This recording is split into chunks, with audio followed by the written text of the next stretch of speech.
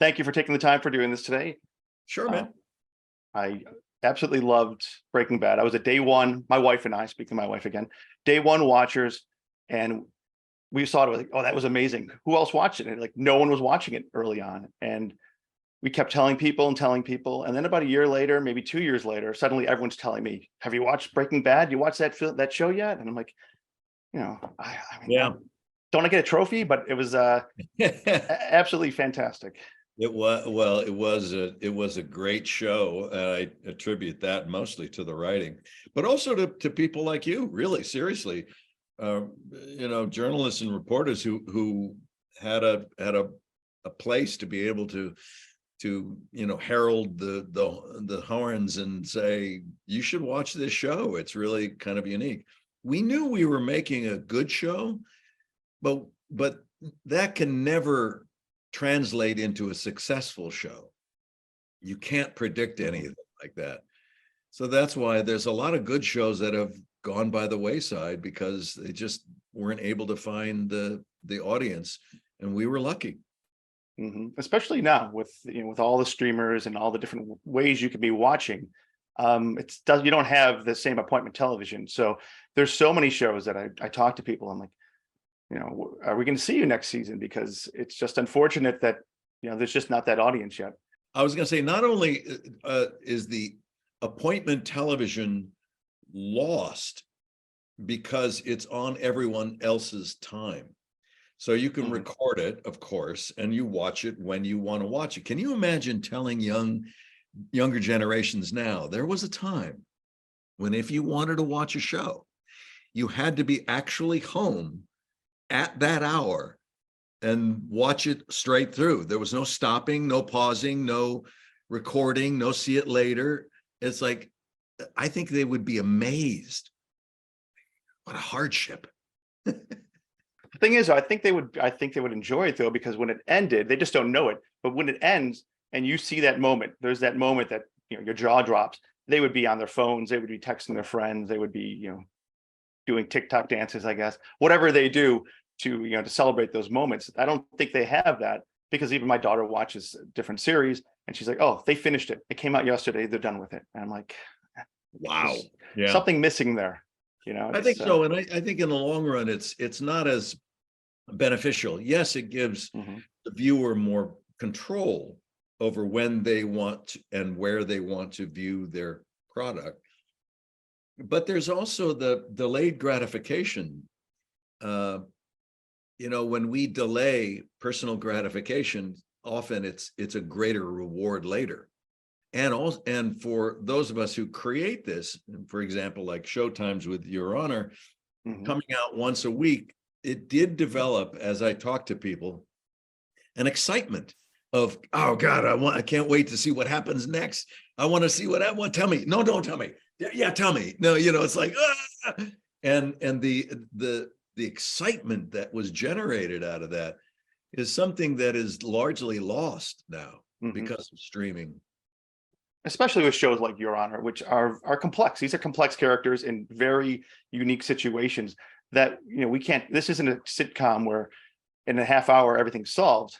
There's lingering repercussions to our actions, and how can you possibly take that in and process it and feel for it? I think when you watch a Breaking Bad, Your Honor, midweek something pops into your head like, oh wait, that connects you to real life and art. Kind of have that crossover, and you start to really process it.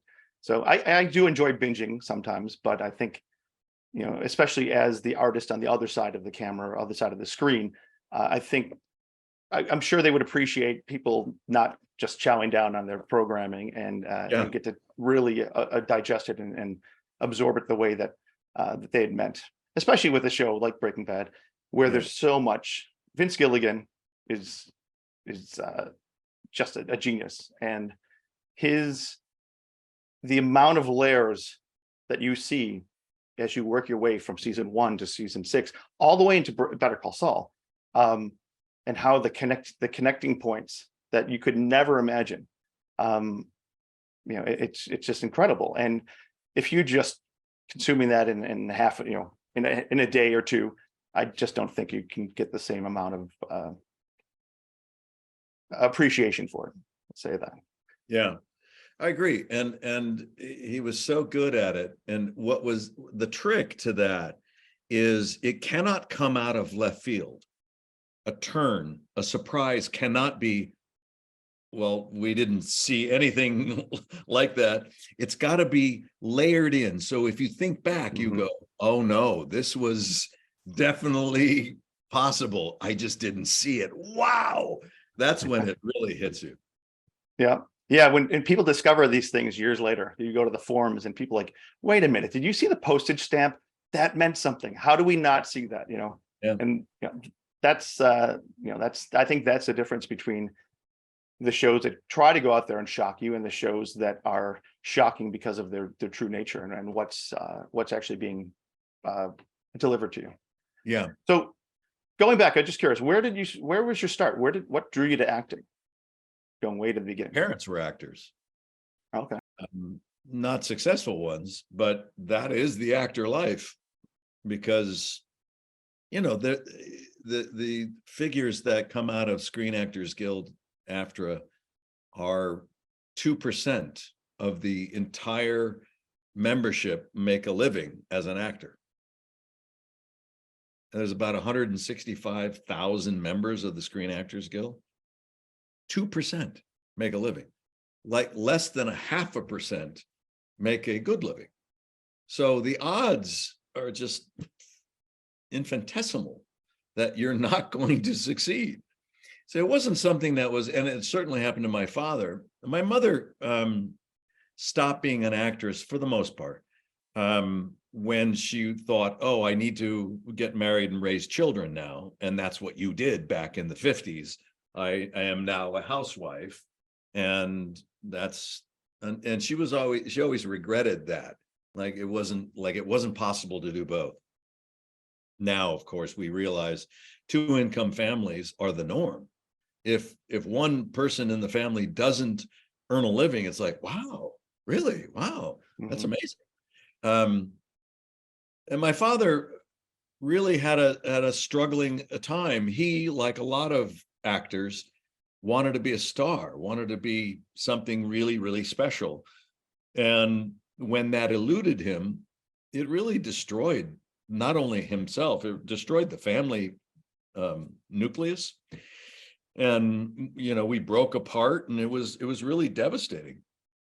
So becoming an actor was not on my radar at all. In fact, I was thinking about becoming a police officer because my father left the family, was gone. I didn't see him from the time I was 11 to the time that I was 22, I think it was 22 or so. So those formative years, all through my teenage years, never saw him. So I thought, well, I guess I have to find something that I might be good at. And it turned out to be police work. And I thought I was going to become a policeman. And I thought being a detective would be cool. So that's what I thought I was going to do until the second year of college. And I took an acting class and discovered, oh my God, this is so much fun. And the girls are far prettier here than in police science. And at 19 years old, it did kind of spin me around a little bit. And then I just took a break and tried to figure out, what is it I really want to do? Not what is it I'm good at? And so I created that credo for me when I decided to become an actor was, I'm going to attempt to do something that I really love instead of something that I am good at. And that was it. That was it. Thank God you did. You've entertained billions, I'm sure, at this point. Going back, if you don't mind me getting to this, but your father, did he ever get to appreciate your success and yeah, both my mother and father did. They were still alive when I was on Malcolm in the Middle and working as an actor, and it looked, and by all rights, that was the career choice that worked, and I didn't have a problem working since I was 25 years old. But the usual actor's life from 25, I 2 years on a daytime drama, and did a bunch of different pilots and a couple TV shows that lasted 5 or 6 episodes or whatever and get canceled, and then, and you do a little bit part on a movie, and like the actor's life, that's it. But they saw Malcolm happen, and that hit hard, and that was great. And my mom died before that she could see Breaking Bad, but my dad did. He experienced that whole journey and what that then begat, films and opportunity to do Broadway and things like that. So That's wonderful. I think he was truly, truly happy for me. And in his own true nature, he never stopped working. Get rid of that. In his true nature, he never stopped working. He always kept attempting to promote and get up and work and do it until the day he died. And he was 90 years old when he died. So when you look at all the roles you've taken, from Malcolm in the Middle through Judge Michael and Your Honor, and of course Walter White, how do you decide on which roles you want to be, and what was it specifically about the role in Your Honor that drew you to the part? In the general sense, I look like when I left Malcolm in the Middle, I had 2 offers to do 2 comedy pilots, and both of them were for sweet-natured, goofy dads. And I thought, well, I just did that for 7 years. Why would I want to be redundant? And I couldn't imagine doing something different than what I just did at that moment. It was too ingrained for 7 years. I needed space. And so I easily thanked them for their interest and declined. And that was the same year that Vince Gilligan reached out and said wanted to meet me for Breaking Bad, because I had done an episode of X-Files years before. Mm-hmm.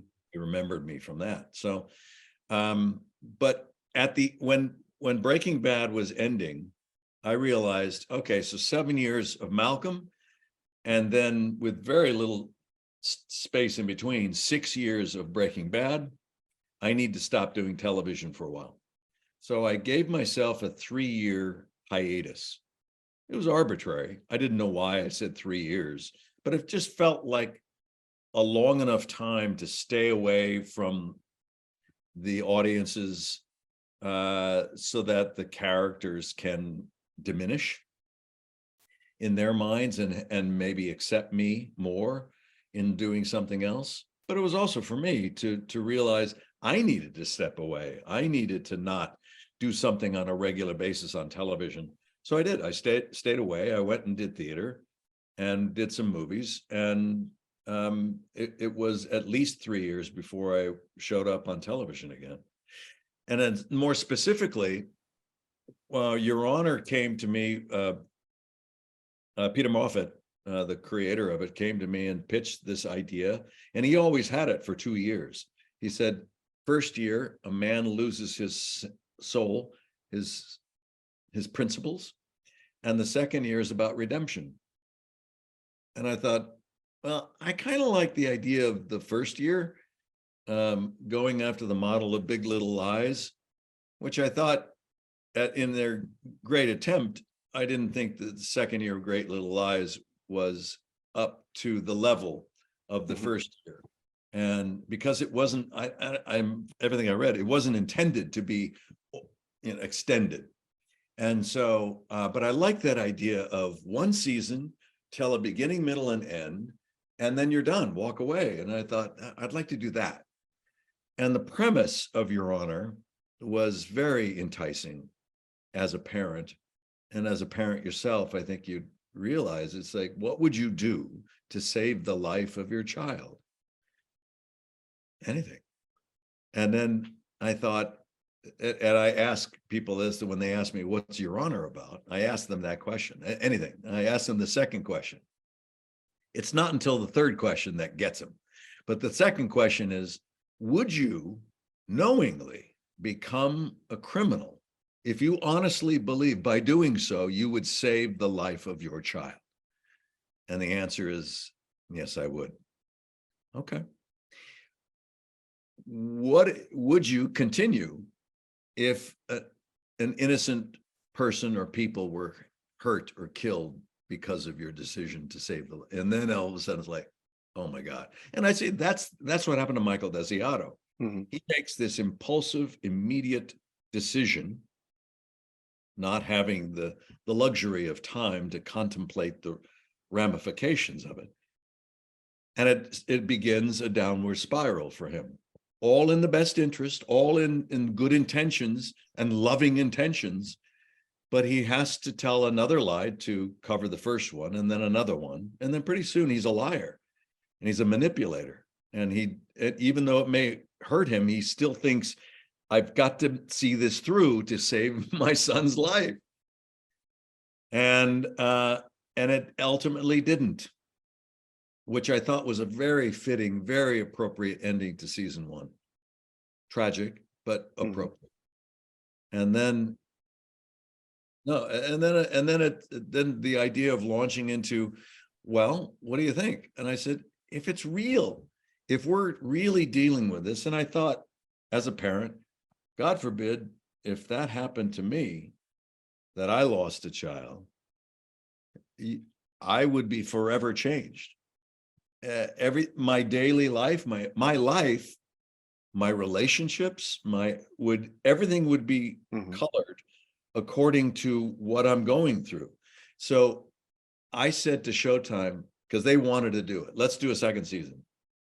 And I said, well, if we really do explore where he is, and the second thing I asked is that we open up and allow these other great actors around to really have a foothold and really tell their stories in a more broadened way. So it's not so Michael Desiato centric in the season 2.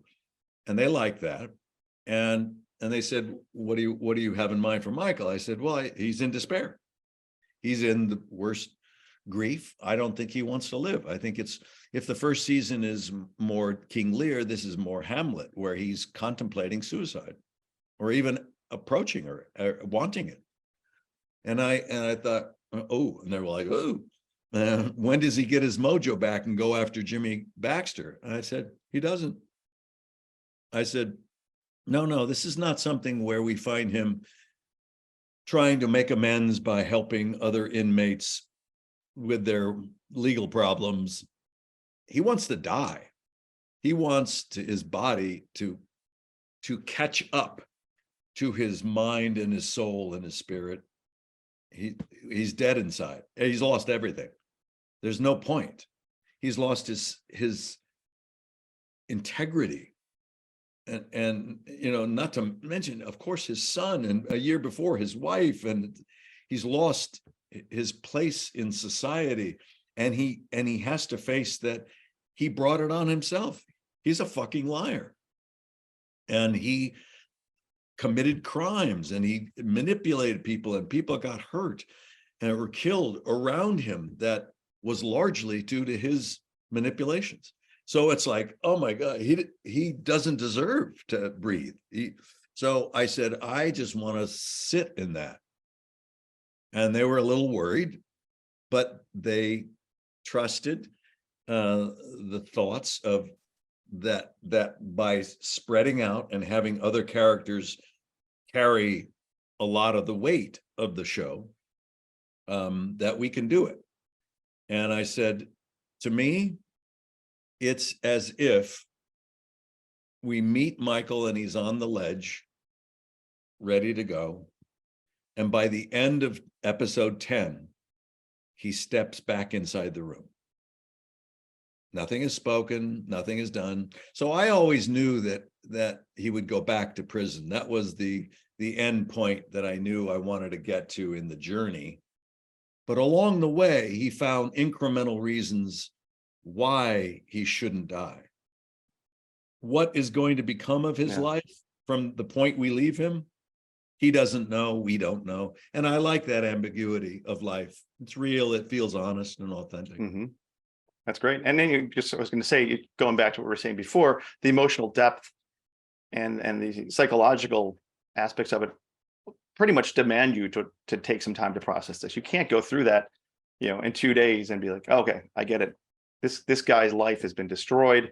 and trying to build it up and working through all these, or wanting to destroy it on his own and working through all those. It can't just be something you just watch in 10 hours. I think you really need to. I'm glad Showtime released it on the 1 week basis. And I think they were very courageous in allowing the central character to be a different man. He is not the character that we witnessed in season 1. He is profoundly changed and honestly changed. And I think in some small way, by doing it in that honest way, it may have brought some comfort to people who experience that. That's like me. I wanted to die too. I didn't think there was any, and if we showed a glimpse of possibility of any kind of life beyond grief, that may have assisted, it's like, that's great. I think it's when art and life kind of collide. Yeah, it's the power of it. It sounds cliche, but it truly is. It's so much. That's why I love doing what I do, because of the experiences you have through other people's eyes, and thank God I didn't have to go through what Michael did, but it really allows you to process those ideas and luckily vicariously. And every parent, you're watching it going, shit, what would I have done? Oh yeah. Oh my God. And would my choices be that different from Michael's in season 1? So going back to Breaking Bad, do you remember the initial pitch that you were given? Yeah. Vince said, I want to take a character from Mr. Chips to Scarface. And I thought about it a second, and I said, wait a minute, do you realize that you're proposing something that's never been done in the history of television on a regular series, to change a person, to change a character from one way to another? And he said, yeah, he did know. And in his sweet Virginia lilt, he said, well, I just don't know if they'll let me. I'd like to try, but I don't know. I don't know if they're going to let me do it, And I said, well, I'm excited about it. And then I, even though it was just a meeting, I wasn't reading. I told him certain things that I thought that the character should look like. And he was listening to it. And it's a way of an actor taking ownership of a character so that the director or producer or writer listening can feel confident that an actor can do this, is when they have the audacity in that audition to tell the writer, this is what I think. This is how I would embrace and enhance and pull that character out. And if you hit the target on that, if it's like, oh my God, that is what I was hoping that it would go, then you've got them. Mm-hmm. It's better to do that than to just be non-committal and not take chances in saying, I think this, I think that. It's to be reticent or mute in that point. It's not it wasn't something that was going to get me that job. Was there ever any pressure from the network to kind of soften it a little bit and go in different directions, or did they always have your back? And in Breaking Bad? Breaking Bad. No, there was I can't want to say interference. There was lovely partnerships. Right. In season 2, remember this season 2 early on when Walt goes to Jesse's house, he's got the girlfriend and he's strung out on heroin. And it's like, the original idea that Vince had was that Walt, in his anger and disgust and vengeance to this woman, he pushes her on her back. He pushes her down on her back so that she choked to death. And then the studio, well, wait a minute, too soon. And that's a great example of really creative executives at Sony and AMC to say, let's really talk about this, think about this. And they convinced Vince that it was too soon. That is, there's some way that he was there and that he's put in a moral dilemma instead of, he didn't do it. He didn't push her down. He didn't do that physical move. Mm-hmm. He's inactive. His lack of choice at that moment is what makes her die, that he's indecisive. And that's the borderline that he was looking for. That's what walks the razor's edge. And it made it so much better. Oh yeah. That it was a little ambiguous at that moment to allow audiences to argue, oh, he could have saved her. But, I don't know. It's like, he didn't do it. He killed her. He didn't kill her. He didn't put it. She would have fallen on her back anyway, if whether he was there or not, and Sure. all these kind of arguments going on. And yeah, so. But it's good to pace it out with, on your journey from Mr. Chips to Scarface, as you said, you can't have it. If that early on, I think the audience may have turned on him. So having this kind of moral, maybe not, it's not morally ambiguous, but it's definitely leading toward the darker side. But to give the viewers that opportunity to question it, I think, just like with the Tony Soprano and so many other great characters over the last decade or so, it allows you to stay on board and not be completely turned off by who this person has become or who they are. Yeah. Good point. And what was your reaction when you saw when you saw Better Call Saul? Because early on, when it was announced, I was one of the people like, no, keep your hands off Breaking Bad. We're good. Perfect ending. Let's move on. But then it was made and it became something completely different than I expected, and absolutely love that as well. What was your reaction to the series? Vince had that A to Z idea, Mr. Chips to Scarface, but the actual journey, who knows, right? Even when he's trying to figure out how many episodes will it justifiably and satisfyingly come to a conclusion, and AMC is saying, would 16 be good? 8 and 8? And he said, no. Maybe just one season of 8 and I can finish it. Because he was thinking I don't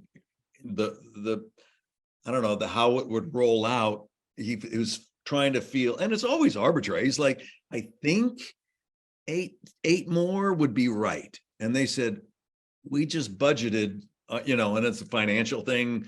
And we'd also like to promote it and split the seasons. And could it possibly be 16? Can you? And his initial thought was, I think it's too many. It's going to be diluted to get, to stagger all the way to 16, until he got back in that season in the writer's room. And they start pitching out ideas, and these brilliant men and women started throwing things out and starting getting excited. And then Vince said, 16 is too little. Can we get 20? And they said, well, we already budgeted. And so he had to then reconfigure. And so it's never a clear pathway. So when they was thinking, I think there's more to tell. For example, there's more to tell, which prompted El Camino, that he said, so many people that we know what happened to Walt, what happened to Jesse? And their hearts were with Jesse because he was such a sweet souled character. And that prompted and necessitated an exploration into where that went.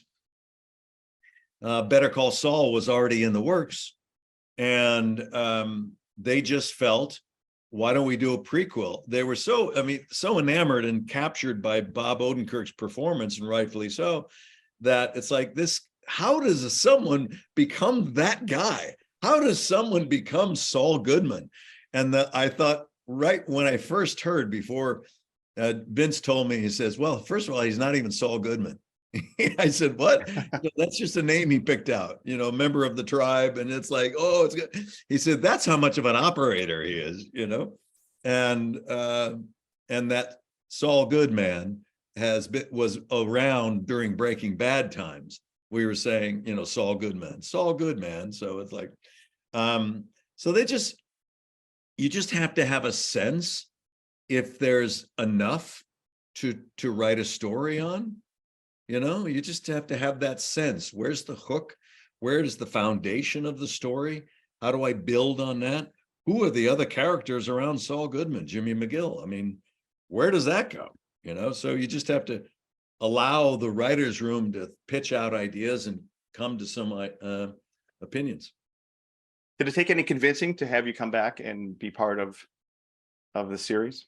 No, Aaron and I told Vince right away, listen, whatever you want us to do.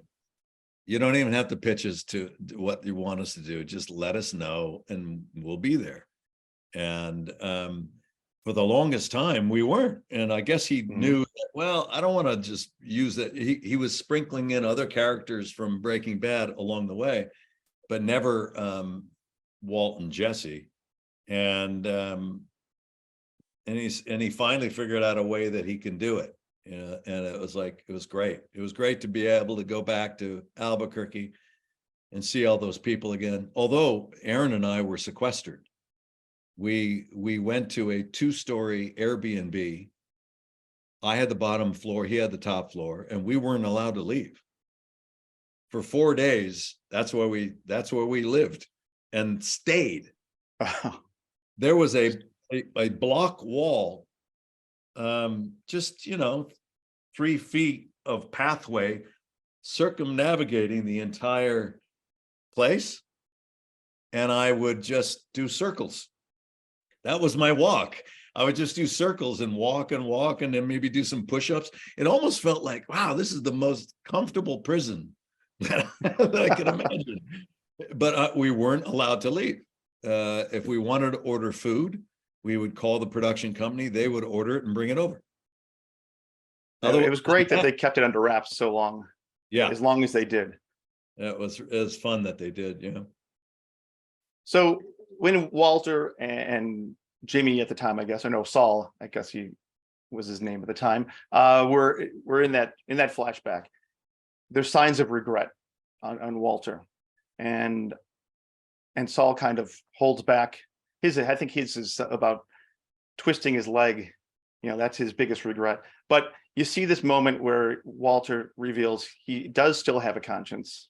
And my question is, I guess, is there ever a path to some sort of redemption for Walter?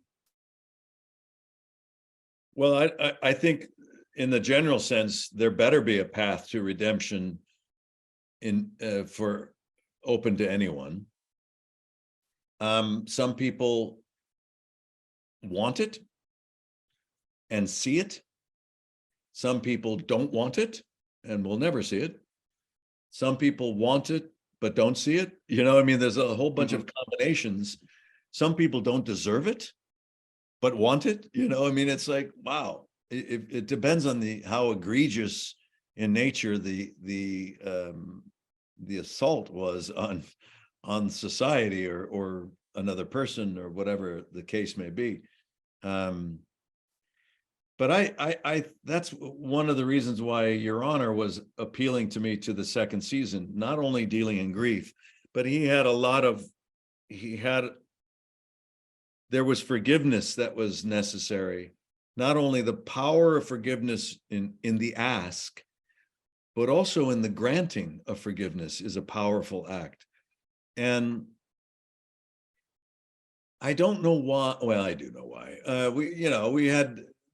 There's hardliners and politicians who we've, recently been engaged with that believe that, that forgiveness or asking forgiveness or apologizing is a sign of weakness.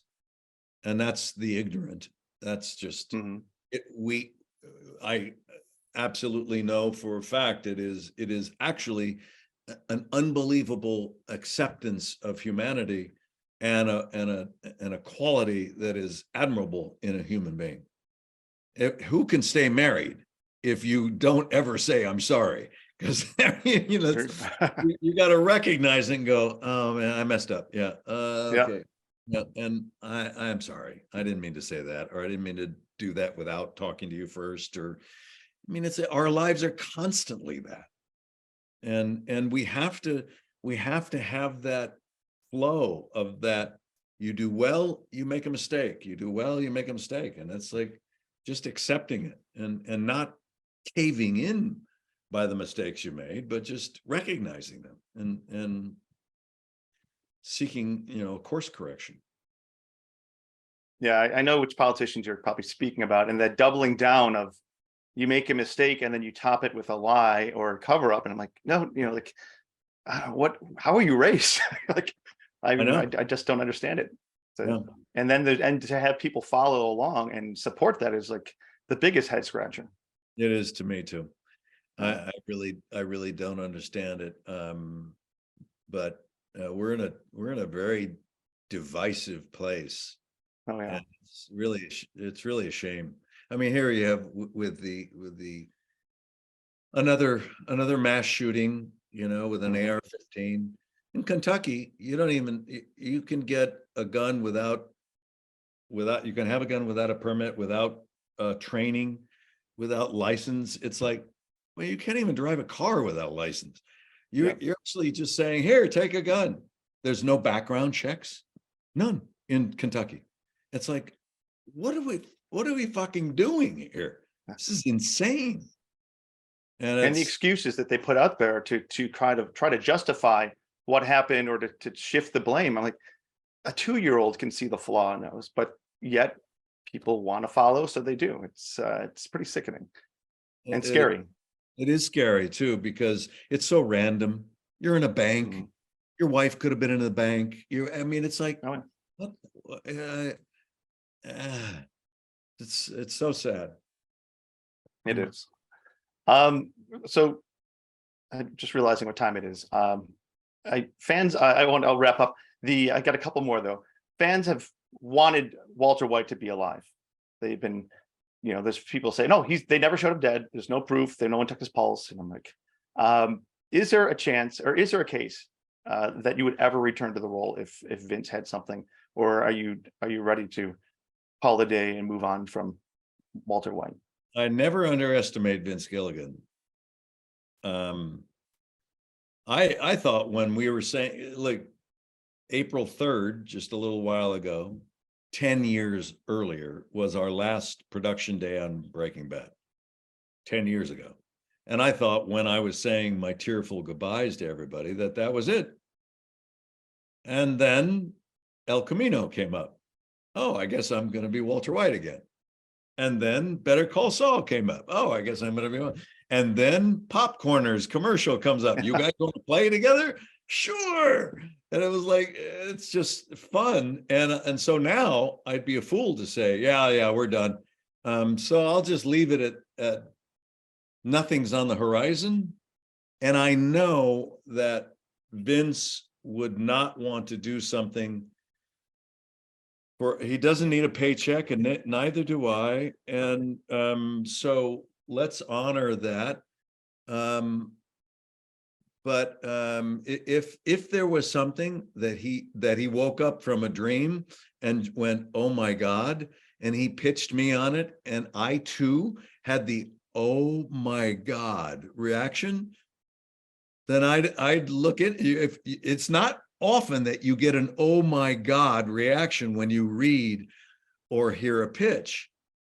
If you're stunned and astonished by something, you should pay attention. So if that happens, I don't assume that will, but if that ever did, I'd listen.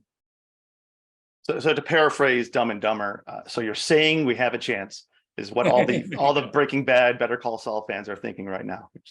That's all a little bit of hope.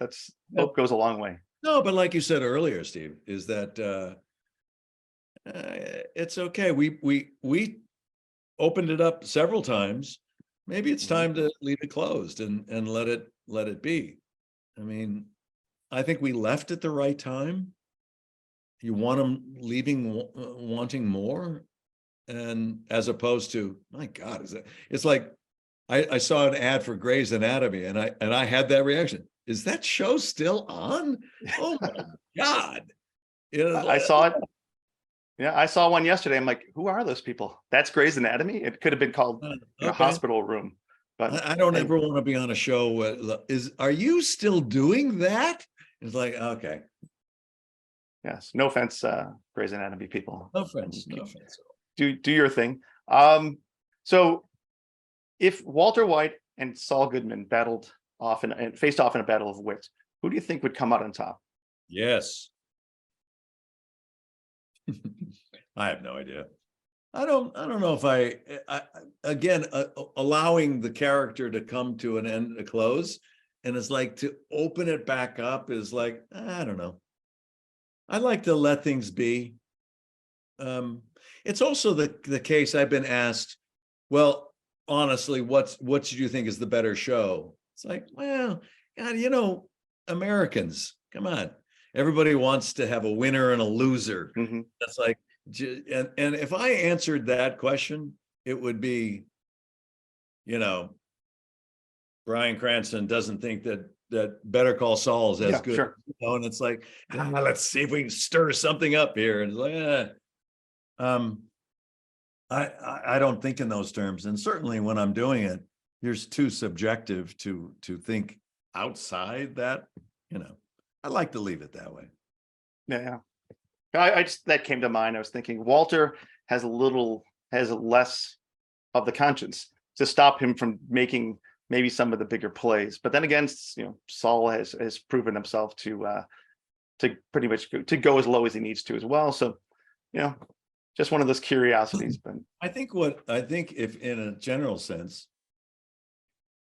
I think everyone is capable of doing things that would shock even yourself, given the right set of circumstances. And I think Walter White was given a set of circumstances in a more condensed way that justified his actions there going forward. Jimmy McGill, Saul Goodman, was more of a lifelong seed planting, foundational kind of person that he is. And it's the long play. This is really who he is. And he won't really ever change that way. that's true. Yeah, I forget that the Walter White Heisenberg, timeline is so short. It's not, Saul Goodman, Jimmy McGill, you're looking at decades. That's the pilot starts at his 50th birthday. The last episode is his 52nd birthday. Oh, wow. Yeah, so it's very short. Wow. Hey, I mean, and I could listen to you talk about your work all day and about Breaking Bad and all this. It's been fantastic to speak to you. Want to finish with a very quick 3-word question. 3 words to describe Walter White.